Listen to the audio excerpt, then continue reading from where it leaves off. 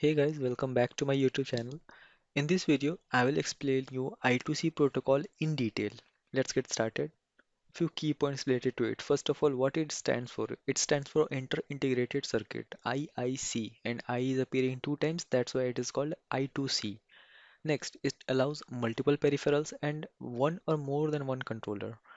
Next, it requires only two wires to exchange information, and that is the major advantage of using I2C. It can support up to 1008 peripheral devices, and the speed comes between UART and SPI, and that is typically between 100 kHz and 400 kHz. Now, for every 8 bit of data being transmitted, there will be 1 bit extra overhead, that is metadata that must be transmitted. And this 1 bit overhead is called acknowledgement or N acknowledgement, that is the negation of acknowledgement. Next, the two wires of I2C bus are SDA, that is serial data, and SCL, serial clock, and it is always generated by the controller. Next, I2C bus drivers are open drain, that means they can pull the signal low but can't drive it high. And this is actually important because it eliminates a serious issue of overcurrent damage.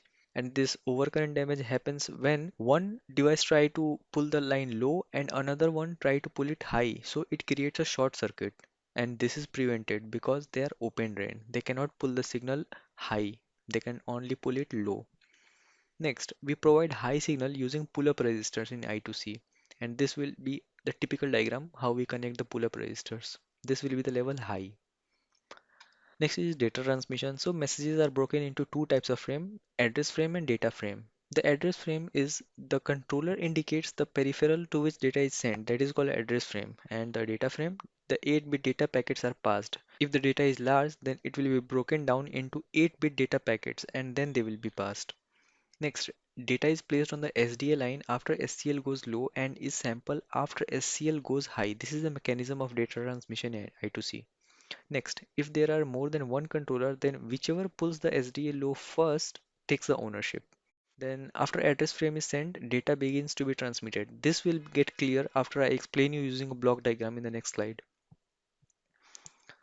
After all data frames had been sent, the controller will generate a stop condition. And what is this stop condition? This stop condition is defined by a 0 to 1 transition on SDA line after a 0 to 1 transition on SCL, with SCL remaining high thereafter. Okay, now this is the block of the entire data frame. Starting with start, there will be address frame, then read write, then acknowledgement, data acknowledgement, then stop condition. And their sizes are mentioned here. And this is very important from interview point of view.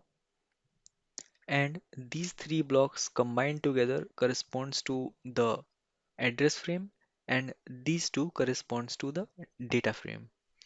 And one more important thing about I2C is that I2C is half duplex. So that was a detailed overview about I2C protocol. I hope you have got a good understanding about that. If you have any doubt, you can ask me in the comment section. I'll try to answer them, and I wish you all the very best for your job interviews.